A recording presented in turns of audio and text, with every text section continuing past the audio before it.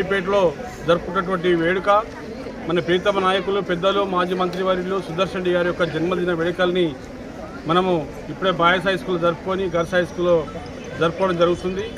మరి మీ అందరికీ తెలుసు, చిన్నప్పటి నుంచి చూస్తూ ఉన్నారు, మీ తండ్రులు మీ తాతలకు మీ తల్లులకు తెలుసు, మాజీ మంత్రివర్యులు సుదర్శన్ రెడ్డి అంటే మచ్చలేని నాయకుడు.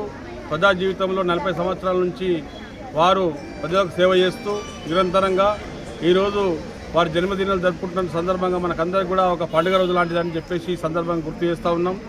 వారు ప్రత్యేక దృష్టితోని ఏదైనా కానీ మనకు విద్య, వైద్యము, సాగునీరు, తాగునీరు వీటి పట్ల ప్రత్యేక శ్రద్ధ తీసుకునేటువంటి వ్యక్తి మన మాజీ మంత్రి వారి సుదర్శన్ రెడ్డి అని చెప్పి నాయకుడు అని చెప్పేసి ఈ సందర్భంగా గుర్తు చేస్తూ ఉన్నాం. మొన్ననే మన స్కూల్లోకి వచ్చేసి ఇక్కడ పర్యవేక్షణ చేసి ఏం వసతులు కావాలనో అన్నీ చూసుకొని మరమ్మతుల కోసం కానీ మిగతా వాటి కోసం కూడా మంజూరు ఇచ్చినటువంటి నాయకుడు మన సుదర్శన్ రెడ్డి అని చెప్పేసి గుర్తు చేస్తూ ఉన్నాం.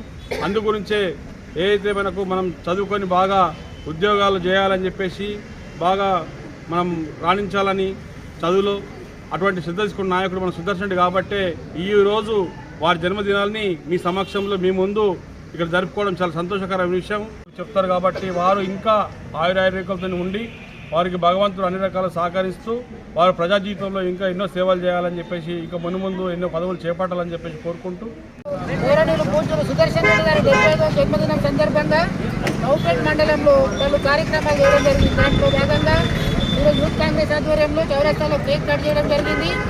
గవర్నమెంట్ హై స్కూల్లో పిల్లలకు బ్లడ్ డొనేషన్ అవన్నీ చేయడం జరిగింది. హాస్పిటల్లో అన్ని పంపిణీ కార్యక్రమం చేసినాము. కస్తూర్బా స్కూళ్ళలో అన్నింటిలో కూడా పంపిణీ కార్యక్రమం జరిగింది.